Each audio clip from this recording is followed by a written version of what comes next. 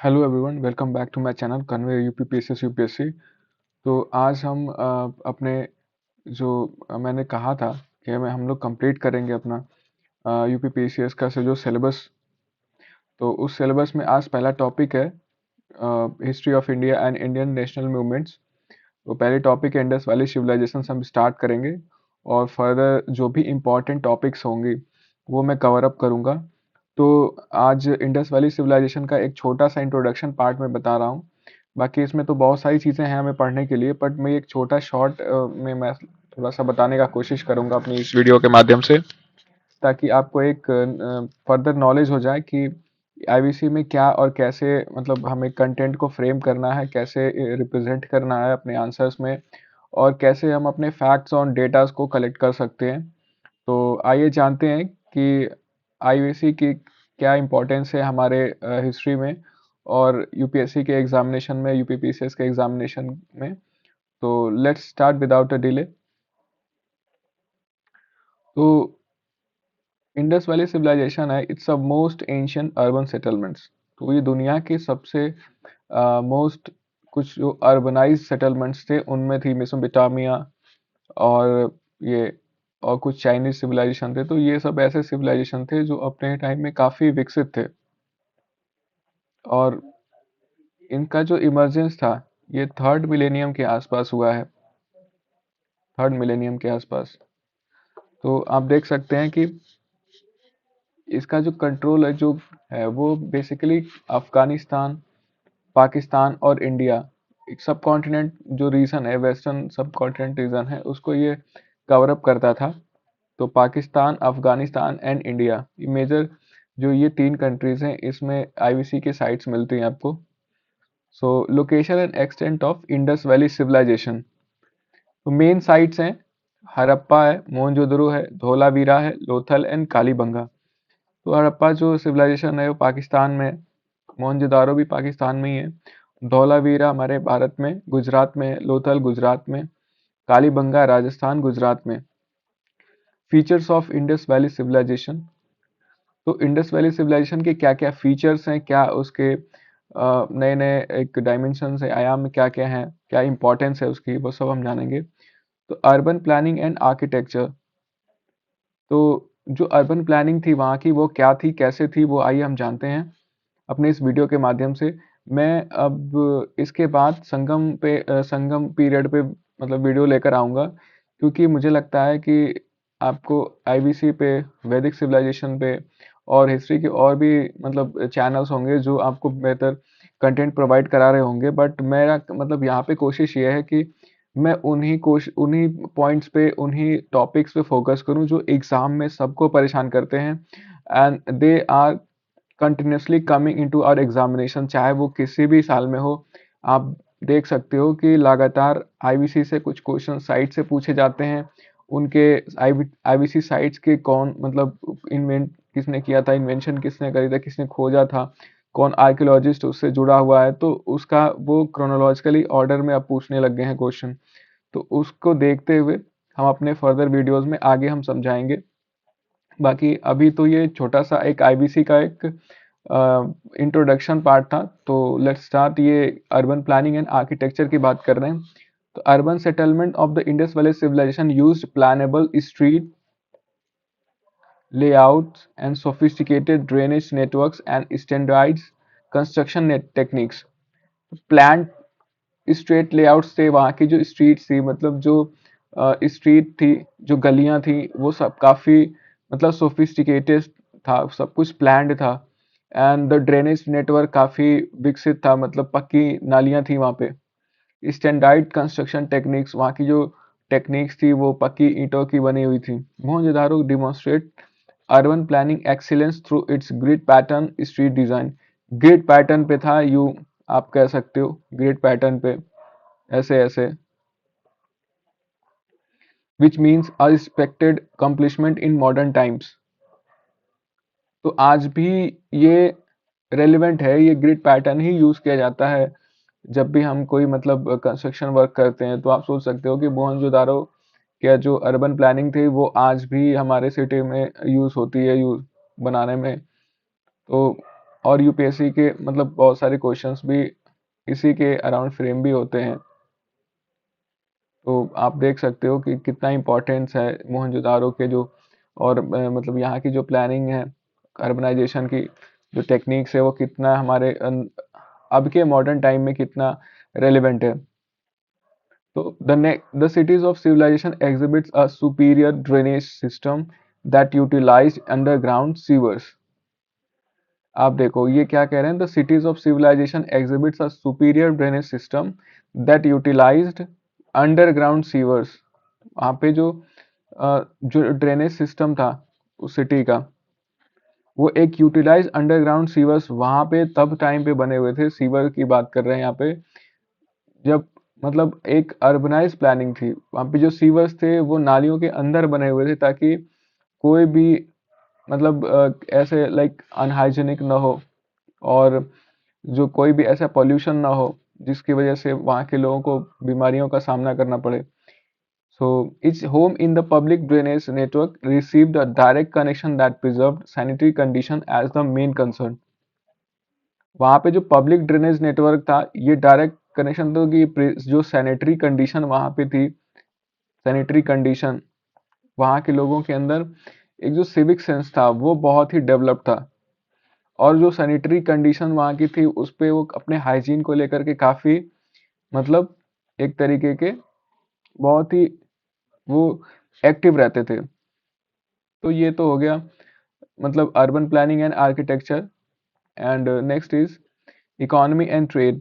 तो wheat, barley, maize and cotton were the main agriculture product that maintained the IWC economy। मतलब वहाँ की जो मुख्य फसलें थी wheat, barley, maize, peas and cotton. तो गेहूं और बार्ले मीन्स आई मीन है जौ कहते हैं इसको, बार्ले मीन्स जौ, मटर और कॉटन कपास। But the main agriculture product that maintain the IVC economy. IVC economy में गेहूं और जौ, मटर और कपास, ये तीनों का बहुत ज़्यादा इंपॉर्टेंस है आईवीसी इकोनॉमी के ग्रोथ में। Pottery, together with jewelry and bead making, mark the skilled craftsmanship of this civilization, while a large-scale trade operation prospered। तो पॉटरी और ज्वेलरी और बीड मेकिंग। पॉटरी मीन्स जो मिट्टी के जो बर्तन बनाए जाते थे वो, और ज्वेलरी जो ऑर्नामेंट्स हैं, साथ में जो बीड मेकिंग वगैरह है जो महिलाओं यूज करती थी ऑर्नामेंट्स में। तो ये स्किल्ड इस क्राफ्टमैनशिप को वो एक तरीके का रिप्रेजेंट करता था, और काफी ट्रेड भी होता था, एक लार्ज स्केल पे ट्रेड करते थे लोग इस चीज का। The trade network of this civilisation reached across distance to Mesopotamia, presently cross corresponds to modern day Iraq. जो मेसोपोटामिया उस मतलब कॉन्टेम्प्ररी टू आईबीसी, ये मेसोपोटामिया भी, और उस टाइम पे काफ़ी एक सिविलाइज्ड सिविलाइजेशन थी, एक काफ़ी अर्बनाइज सिविलाइजेशन ये भी थी। तो यहाँ पे आपस में ये ट्रेड करते थे। तो अब इसकी लोकेशन कहाँ पे है, वो है इराक, और ये कहाँ पे है, टाइग्रिस रिवर के आसपास, Tigris river. The standardised trade system existed in the Indus Valley civilization as indicated by the discovery of trade weights and seals। तो standardized trade system existed in the Indus Valley system by the discovery of trade weights and seal। तो जो wait करने के लिए और seal करने के लिए, जो सील होता है एक प्रॉपर एक इस तरीके की मोहर होती थी, उस पे कुछ ऐसे डिजाइन बने होते थे। लाइक आप ये कह सकते हो कि एक ये बैल बना होता था ऐसे करके, लाइक हम बिल, और वहाँ पे कुछ ऐसे टर्म्स लिखे होते थे ऐसे, यहाँ पे कुछ ऐसे बना के लिख दिया होता था, तो ये एक सील बना देते थे। इस सील को जैसे कोई चीज़ अगर ट्रेड करनी होती थी, तो ये जब तक कोई प्रोडक्ट है उस पर जब तक ये सील नहीं ली हुई होती थी तो वो उसको रेलिवेंट नहीं माना जाता, मतलब ऑथराइज नहीं माना जाता था। तो ये एक सील बनी होती थी, इस सील से वो ट्रेड का एक मतलब पैटर्न यूज करते थे। और वेट करने के लिए वहाँ पे प्रॉपर मतलब वेइंग सिस्टम था, वजन नापने के लिए जो भी मतलब ट्रेड कर रहे हैं, कोई भी क्वांटिटी मेजर करने के लिए वो वेट का भी यूज करते थे। तो काफी स्टैंडर्डाइज ट्रेड सिस्टम था।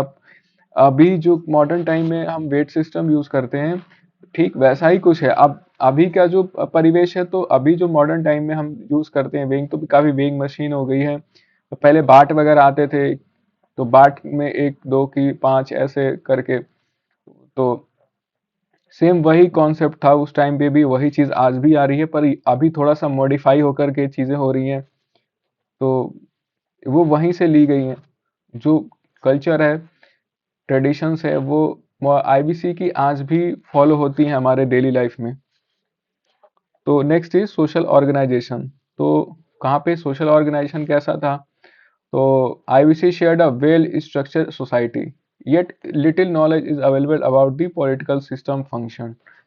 अब वहाँ पे ये था कि जो सोसाइटी थी वो well cultured, well structured society थी, पर पॉलिटिकल सिस्टम एग्जिस्ट वहाँ नहीं करता था। मे बी शायद डेमोक्रेसी हो, क्योंकि पॉलिटिकल सिस्टम वहाँ पे ऐसा नहीं था। मतलब कुछ ऐसी राजा वाला, तो ऐसा कुछ वहाँ पे ऐसी कोई एविडेंस या ऐसा कुछ अभी तक मिला नहीं शायद। इस वजह से ये पॉलिटिकल सिस्टम वहाँ पे हमें उतनी प्रॉपर नॉलेज नहीं देता है कि हम वो जान सके कि वहाँ पे क्या पॉलिटिकल सिस्टम फंक्शन करता था। The absence of significant magnificent structures along with the temple implies the civilization may have existed without a political leadership or else possibly according to theocratic social order। बिल्कुल सही बात है। हमें जब कोई भी, जब पॉलिटिकल नॉलेज ही नहीं थी वहाँ पे, या टेम्पल सिस्टम मतलब था या क्या था वो, कुछ उसके बारे में हमें उतना मतलब खुल करके अभी तक एविडेंस नहीं मिले हैं, जिसकी वजह से हम ये नहीं बता सकते हैं कि वहाँ पे पॉलिटिकल लीडरशिप थी, या कोई थियोक्रेटिक सोसाइटी थी, या थियोक्रेटिक रूलर वहाँ पे था, या मतलब डेमोक्रेसी थी। अभी तक इसके बारे में अभी पॉसिबल मतलब अभी तक एविडेंस नहीं मिले हमें। The Indus valley civilisation tech lacks definitive signs of social hierarchy that reveals an established social ranking system between different societal groups।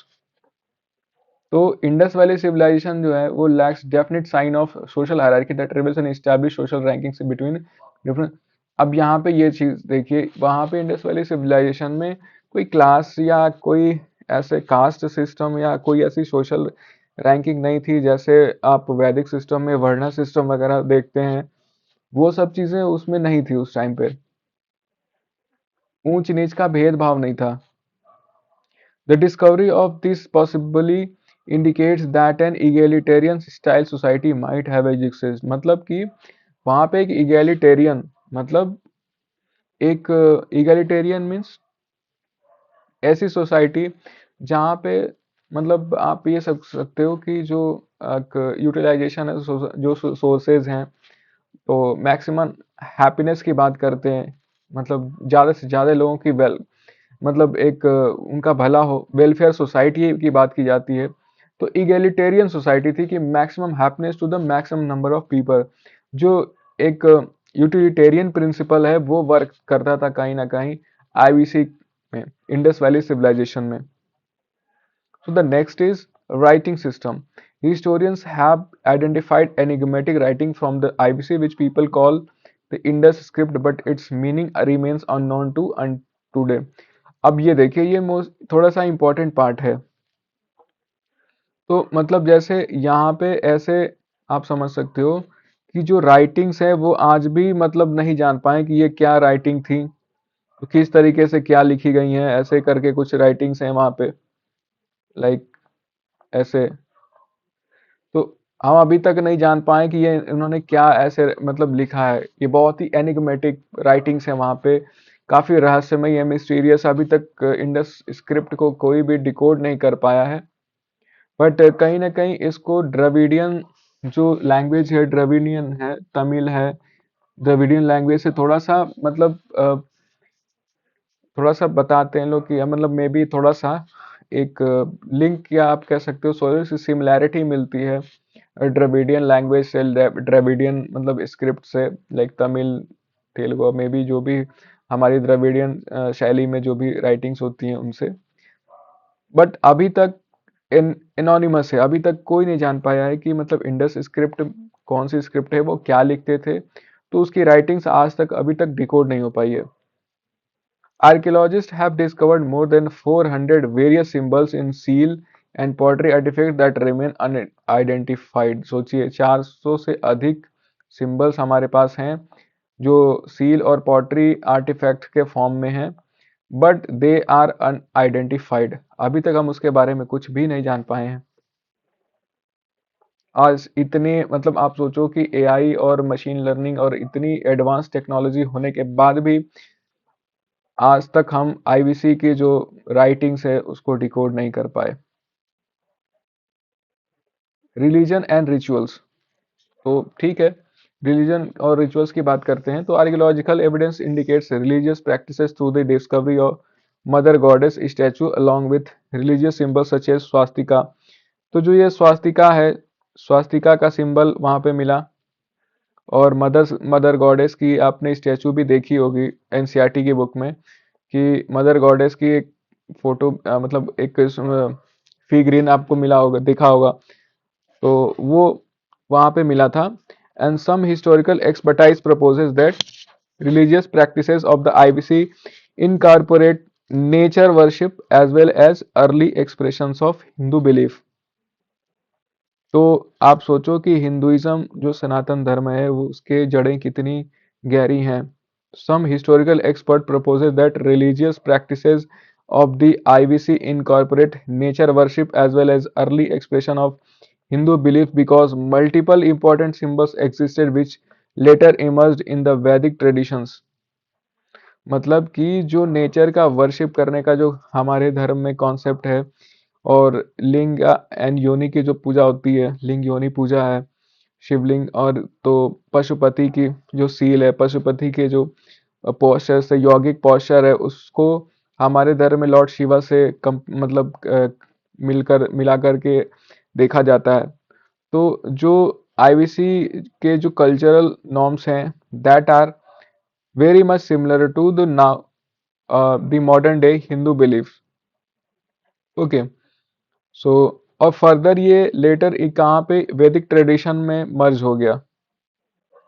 जो वैदिक ट्रेडिशंस हैं उसमें ये नेचर वर्शिप और जो भी चीज़ें हैं वो वहाँ से मतलब नेचर की जो भी इम्पोर्टेंट चीज़ें थी, जब वैदिक सिविलाइजेशन में लोग नेचर की पूजा करते थे, वनों की पूजा होती थी, तो उसमें ये सारी चीज़ें इनकॉर्पोरेट हो गई। Okay, now technology and innovation. Technology और इनोवेशन की बात करें तो Indus valley civilisation demonstrate advance expertise in handling copper and bronze which they combined with their gold working skills. तो इंडस वैली सिविलाइजेशन में कॉपर और ब्रॉन्ज, ये दो ऐसे एलिमेंट्स थे जो काफ़ी मतलब एज ए इम्पॉर्टेंट मेटल्स थे, जो वहाँ पे मतलब आयरन वहाँ पे अभी तक नहीं खोजा गया था। आयरन अगर आपको क्वेश्चन पूछता है तो आयरन नहीं होगा। आयरन कब अभी तक इंडस वैली सिविलाइजेशन में नहीं आया था। तो बाकी कॉपर है, ब्रॉन्ज है, गोल्ड है, ये सब तो मतलब थे वहाँ पे, बट आयरन नहीं था।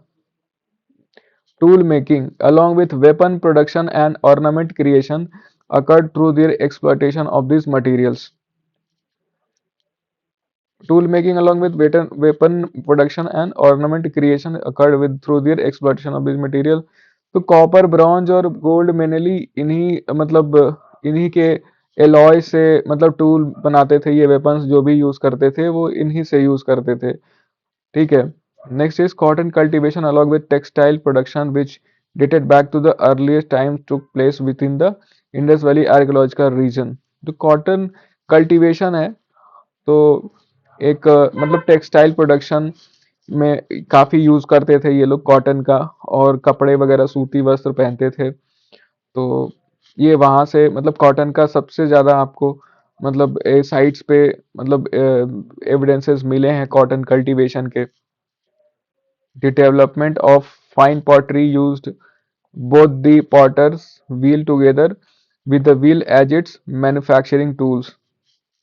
Development of fine pottery used both the potter wheel together with the wheel as its manufacturing tool। तो फाइन पॉटरी, तो मतलब वहाँ पे जो मिट्टी के जो बर्तन बनाते थे वो इतनी फाइन क्वालिटी की होती जो उनके व्हील की जो क्वालिटी है, और मतलब उनके जो मैन्युफैक्चरिंग टूल्स थे उनको वो दिखाते कि वो कितनी फाइन क्वालिटी की मतलब उनकी टेक्नोलॉजी थी जो उन्हें इतना मतलब उन्नत बनाती थी। तो ये तो था एक छोटा सा इंट्रोडक्शन पूरे मतलब इंडस वैली सिविलाइजेशन का। अगर एक छोटा सा मतलब 8 नंबर या 12 नंबर में अगर क्वेश्चन आता है तो आप इतना लिख सकते हो लाइक। तो मैंने एक छोटा सा इंट्रोडक्शन दिया है, बाकी अभी फर्दर वीडियोस में हम थोड़े से फैक्ट के साथ और डेटा एनालिसिस करेंगे, बट मैं कोशिश करूंगा कि पहले उन्हीं इंपॉर्टेंट टॉपिक्स को कवर अप करूं जो एग्जाम में मोस्ट इंपॉर्टेंट हैं and they are been asking nowadays. Decline of Indus valley civilisation IVC. तो क्या क्या मेजर मतलब पॉइंट्स थे, मेजर मतलब वेरियस जैसे कुछ ऐसे ऐसे फैक्टर्स थे जिसकी वजह से जो इंडस वैली सिविलाइजेशन है वो डिक्लाइन कर गया। तो पहला जो माना जाता है वो है क्लाइमेट चेंज। तो climate change stands as a possible reason behind the decline of civilisation according to scholars who discuss how changes in river locations and changing climatic patterns might have reduced the monsoon rainfall among accounts। तो climate change जो है वो एक बड़ा factor हो सकता है IBC के डिक्लाइन के लिए। Next is different studies suggest natural resource depletion occurred because of excessive farming practices and tree removal which caused environmental related internal pressures। अब ये भी एक कारण हो सकता है कि डिफॉरेस्टेशन उस टाइम पे ज़्यादा लोग करने लगे थे एक्सेसिव फार्मिंग की वजह से, और अर्बनाइजेशन जैसे जैसे पीक पे होता जा रहा था तो लोग मतलब उस अर्बन एरियाज बढ़ते जा रहे थे, अर्बन सेंटर्स बढ़ते जा रहे थे, तो उसकी वजह से वहाँ पे जो ट्रीज थे उनको काटा जा रहा था, वहाँ के जंगल काटे जा रहे थे, तो उसकी वजह से काफ़ी बड़ा एक इन्वायरमेंटल मतलब इम्बैलेंस हुआ। उसकी वजह से कुछ इंटरनल प्रेशर्स हुए जिसकी वजह से वहाँ पे डिक्लाइन हुआ आईवीसी का। तो ये एक नेचुरल रिसोर्स डिप्लीशन का मामला है। वहाँ पे जो नेचुरल रिसोर्सेज थे वो डिप्लीट होने लगे, कम होने लगे, उसकी वजह से मे भी एक पॉसिबिलिटी बनती है। Next is some researcher presents theories about the decline through possible invasion with groups like Aryans and through internal population shifts, but it lacks solid proof। कुछ रिसर्चर्स का मानना है कि जो आर्यंस थे जो सेंट्रल एशिया और यूरोप से, ईस्टर्न यूरोप वगैरह से मतलब माइग्रेट करके इधर आए इंडिया सब कॉन्टिनेंट रीजन में, तो उनका कॉन्फ्लिक्ट हुआ यहाँ के जो इंडिजीनियस जो लोग थे, जो आईबीसी के लोग थे इंडस वैली सिविलाइजेशन के, उनके साथ एक पॉसिबल इन्वेजन हुआ। तो आर्यंस के पास आयरन आयरन और चैरियोट मतलब रथ और घोड़े, हॉर्सेस, ये तीन चीजें थी। तो इन तीन चीजों से वे यहाँ के जो मतलब लोकल लोग थे इनको मारा उन्होंने, और उनके जो सिविलाइजेशन थे उन पे कब्जा कर लिया। तो ये एक पॉसिबल इन्वेजन माना जाता है, पूरा इन्वेड किया वहाँ के लोगों को, और वहाँ की इंटरनल पॉपुलेशन थी वो शिफ्ट कर गई। बट इसके बारे में ज़्यादा मतलब प्रूफ नहीं मिला अभी तक, मतलब कोई सॉलिड प्रूफ नहीं है कि वहाँ पे मतलब पॉसिबल इन्वेजन हुआ था, आर्यंस के साथ कोई कॉन्फ्लिक्ट थी या नहीं थी। क्योंकि अभी आप अभी जो सिनौली में बागपत डिस्ट्रिक्ट में सिनौली का जो अभी अभी एक यहाँ पे जो मतलब खोज हुई थी सिनौली बागपत में, वहाँ पे जो साइट मिली है वो एज पैरेलल मतलब एक पैरेलल उसी टाइम पे एग्जिस्ट करती थी, जो मतलब आप ये कह सकते हो लेटर हड़प्पा पीरियड की वो साइट है, और लगभग चीज़ें मतलब सिमिलर हैं। तो ये एक क्वेश्चन मार्क कर देती है कि क्या वाकई में मतलब पॉसिबल कोई इन्वेजन हुआ था आर्यंस का या नहीं हुआ था। The movement of the major Indus River, in addition to its smaller tributaries, might have rendered cities such as Harappa and Mohenjo-daro। Movement of major Indus River in addition to smaller tributaries। तो जो Indus river थी, Indus river का बहाव कह सकते हो आप, या उसके साथ साथ उसकी जो सहायक नदियां थी उनके बीच में कुछ ऐसा शिफ्ट हुआ या उनके बहाव में बदलाव हुआ, या उनका जो एरिया है वो शायद बढ़ा, जिसकी वजह से हड़प्पा और मोहनजोदड़ो जो बड़ी बड़ी सिटीज थी यहाँ की, जो बड़े सेंटर्स थे, अर्बन सेंटर्स थे, They have been deteriorated by Indus River and its tributaries. Okay, legacy of Indus valley civilisation. तो इंडस वैली सिविलाइजेशन की क्या लेगेसी है, मतलब उसका क्या, आप पे कह सकते हो कि इसकी क्या प्रासंगिकता है आज के समाज में। तो पहली जो प्रासंगिकता है वो है highly organised urban design that would go on to inspire future city planning developments. ठीक है, तो ये एक हाईली ऑर्गेनाइज्ड और सिविलाइज सोसाइटी थी जो आज की फ्यूचर सिटी प्लानिंग को एक नई दिशा देती है। Later, Indian kingdoms and empires received their initial trade practices from the Indus Valley civilization. The farming innovation from the Indus Valley civilization have established agricultural foundation that persist throughout current regional farming techniques. तो letter Indian kingdom मतलब जो थे, तो जो initial trade practices उन्होंने, जो हमने ऊपर बात करी थी वेट मेजर्स की, वेट और सील की, तो जो मुहरे लगाते थे वो मुहर, और वजन करने के लिए जो बाट वगैरह का यूज करते थे। फर्दर जो इंडियन किंगडम्स थे उस समय के, मतलब आईबीसी के बाद जो हुए, लाइक मौर्यंस, गुप्तास, ये मतलब उस 6th सेंचुरी के आसपास के जो भी थे इंडियन किंगडम्स, उन्होंने सेम ट्रेड प्रैक्टिसेस वहीं से वो लेकर के उन्होंने अपनी ट्रेड प्रैक्टिसेस को कंटिन्यू करा। The farming innovations from the Indus Valley civilization have established agricultural foundations that persist throughout current regional farming techniques. तो जो फार्मिंग के इनोवेशंस थे, मतलब इंडस वैली सिविलाइजेशन में जो एग्रीकल्चरल प्रैक्टिसेस थी, उनमें जो टेक्निक्स वो यूज करते थे, जो इनोवेशन वो यूज करते थे अपने उसमें, वो आज भी मतलब करंट में भी वो चीज़ें फार्मिंग में के मेथड्स में यूज की जाती हैं। मतलब खेत जोतने में, खेत की बुआई करने में, खेत की कटाई करने में, जो भी मतलब एक फार्मिंग का जो एक प्रोसेस होता है वो आईबीसी से ही लिया गया है। ठीक है, अब लास्ट में बात करते हैं हम कंक्लूजन की। तो the Indus valley civilisation is one of the most advance sophisticated civilisation of the ancient world, despite the fact that there are many mysteries that still surround the civilization, especially regarding its writing system and eventual decline. The IBC made important contribution to trade, urbanism, trade and craftsmanship that have become enduring legacies.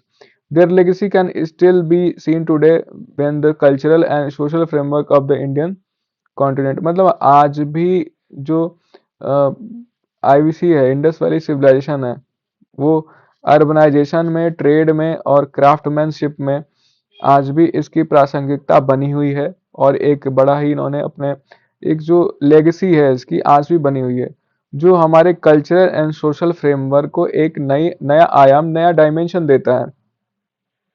तो Indus valley civilisation से हम क्या सीखते हैं? Indus valley civilisation से हम ये सीखते हैं कि एक ऐसी सभ्यता जो इतनी उन्नत, इतनी विकसित थी कि जिसकी प्रासंगिकता आज भी बनी हुई है। आज भी हम सारे प्रैक्टिसेस जो हैं इंडस वैली सिविलाइजेशन की, वो यूज करते हैं अपने डेली लाइफ में भी और प्रोफेशनल लाइफ में भी। बट ऐसी उन्नत व्यवस्था है, वो कैसे डिक्लाइन कर गई, वो क्या कारण थे, वो फर्दर हम अपनी वीडियोस में बताएंगे आपको, और काफ़ी मतलब एक इंक्लूसिव वे में स्टडी हम करेंगे इंडस वैली सिविलाइजेशन से रिलेटेड, और फर्दर जो भी इम्पोर्टेंट टॉपिक्स हैं हमारे यूपीएससी के सिलेबस में, वो सब हम कवर अप करेंगे। तो बने रहिएगा हमारे साथ और study with me. So thank you so much for watching this video. Please like, share and subscribe to my channel, that is Convey UPPSS UPSC. Thank you so much.